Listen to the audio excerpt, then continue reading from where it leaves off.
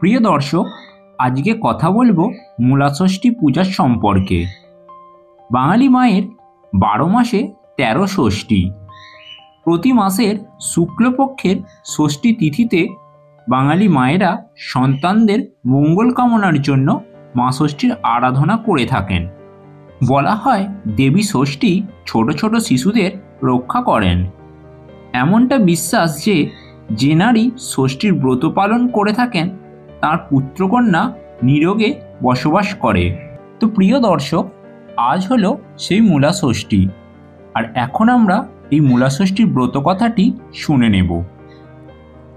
এক দেশে এক বামুন তার ছেলে বৌমাকে নিয়ে বাস করত।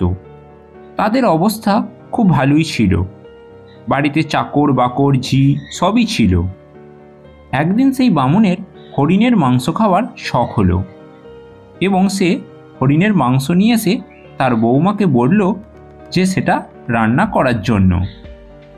তার বৌমাও রীতিমতো সেই মাংসটি নিয়ে রান্না করতে লাগলো। রান্না হয়ে যাওয়ার পরে সে বাড়ির ঝিকে বলল, একটু চেখে দেখতো নুন ঝাল সব ঠিক হয়েছে কিনা। কথা মতো ঝিও মাংসটি চেখে দেখল এবং তার মুখে খুব ভালো লাগলো মাংসটি।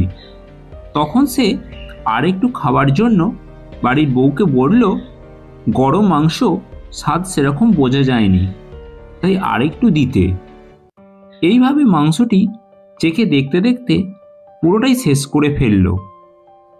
তা দেখে বাড়ির বউ বলল, এখন কি হবে? তার শ্বশুরমশাইকে সে কি জবাব দেবে? এই নে, তুই টাকা নে, যেখান থেকে পারিস হরিণের মাংস কিনে নিয়ে আয়। ঝিটি তখন টাকা নিয়ে বাজারে বাজারে ঘুরতে লাগলো হরিণের মাংস কেনার জন্য, কিন্তু কোথাও সে হরিণের মাংস কিনতে না পেরে সে বাড়ি ফিরে এলো। এমন সময় বাগানের ভিতরে একটা মরা বাছুরকে সে দেখতে পেল। তখনই সে সেখান থেকে কিছুটা মাংস কেটে নিয়ে এসে বাড়ির বউকে দিল রান্না করার জন্য। বউ রীতিমতো সেই মাংসটি নিয়ে রান্না করতে শুরু করলো। রান্না করতে করতে ঘন্টা 2 কেটে গেল, কিন্তু সে মাংস আর সেদ্ধ হচ্ছে না। এমন সময় বাড়ির কর্তা জিজ্ঞাসা করলো, বৌমা রান্না হয়েছে? তখন বৌমা তো ভয়ই আলা। সে তখন কি করবে ভেবে না পেয়ে বাড়ির ঝিকে বলল, তুই রান্নাঘরে তেল জল সব ছড়িয়ে রাখ, আমি যখন পরিবেশন করব তখন তাতে পা পিছলে পড়ে যাব, আর তুই আমার মাথায় জল ঢালতে থাকবি। ঝিও কথা মতো তাই করতে লাগলো, আর এমন জল ঢাললো যে বাকি খাবারগুলো নষ্ট হয়ে গেল। সেদিন আর বাড়ির কারো খাওয়ার হলো না।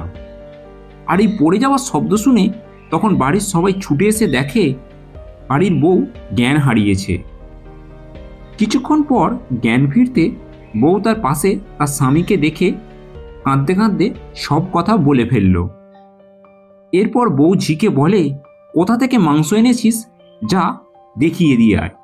ঝি তখন সেই বাড়ির ছেলেকে সেই মরা বাছুরটি গিয়ে দেখালো।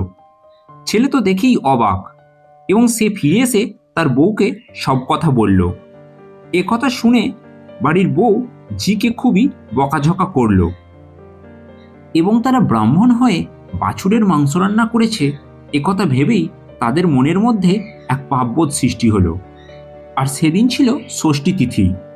তারা এই পাপবোধ থেকে মুক্তি লাভের জন্য বাড়ির বউ মা ষষ্ঠীর কাছে ব্রত রাখল এবং তারা মূলা, পান, হলুদ, তেল ইত্যাদি দিয়ে মা ষষ্ঠীর কাছে পূজা দিল। এরপর সেই পূজার ফুল এবং ঘটের জল মরা বাছুরের গায়ে ছেটাতেই বাছুরটি জ্যান্ত হয়ে গেল। এরকম কাণ্ড দেখে চারিদিকে ধন্য ধন্য পড়ে গেল। তখন সেই বামুন বলল, এই আজকের দিনে অর্থাৎ এই ষষ্ঠীর দিনে প্রথম মূলা দিয়ে তরকারি খেতে হবে, তারপরে অন্য কোনো সবজি খাবে, এবং এই দিনে যদি কেউ মাংস খেয়ে থাকে তা গোমাংস খাওয়ার ফলভোগ করতে হবে। এবং এরপর থেকেই মা ষষ্ঠীর কৃপায় সেই বাড়ির খুব শ্রীবৃদ্ধি ঘটল এবং ওই বউয়ের অনেকগুলি ছেলেমেয়েও হলো। এরপর থেকেই এই মূলাষষ্ঠীর ব্রত কথাটি দিকে দিকে প্রচলিত হতে লাগলো।